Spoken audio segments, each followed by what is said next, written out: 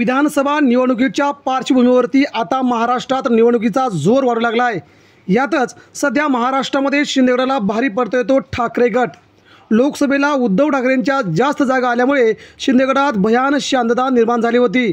आता मात्र महाराष्ट्रात या निवडणुकीमध्ये सध्या उद्धव ठाकरेंनी शिंदेगडाला धोबीपछाड केला आहे। ज्या भागात उद्धव ठाकरेंचं वर्चस्व नाही त्याच भागात आता उद्धव ठाकरे शिंदेगड भाजपला चितपट करत आहेत। अमरावती, अकोला, वाशिम या भागातील झालेल्या महत्त्वाच्या निवडणुकीमध्ये ठाकरे गट सध्या एकटा या तिघांना भारी पडला आहे। नितीन देशमुख आणि शिवसेनेचे इतर नेते यांनी मात्र या भागात शिवसेनेचा भगवा फडकवला आहे। कृषी उत्पन्न बाजार समितीच्या सहकार बाजार, कृषी उत्पन्न बाजार समिती, खरेदी विक्री संघ या निवडणुकीमध्ये उद्धव ठाकरेंचा भगवा फडकला आहे।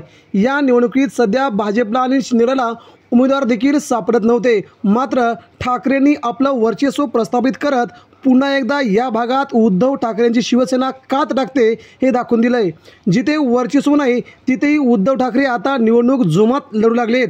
यामुळे आगामी विधानसभेच्या तोंडावरती सध्या महाराष्ट्रात उद्धव ठाकरेंची हवा सगळीकडे दिसून येते। मराठवाड्यामध्ये आणि मुंबई, कोकण या भागात उद्धव ठाकरेंची सेना तर आगे आहेच, परंतु आता मात्र विदर्भ, उत्तर महाराष्ट्र या भागात देखील ठाकरेंची शिवसेना सर्वात मोठी एक बजावची भूमिका। यामुळे महाराष्ट्रात आगामी काळात ठाकरे विरुद्ध शिंदेगड ही लढाई पाहायला मिळेल। मित्रांनो, आपल्या गावात कोण जिंकेल या लढाईत आपली प्रतिक्रिया द्या। धन्यवाद।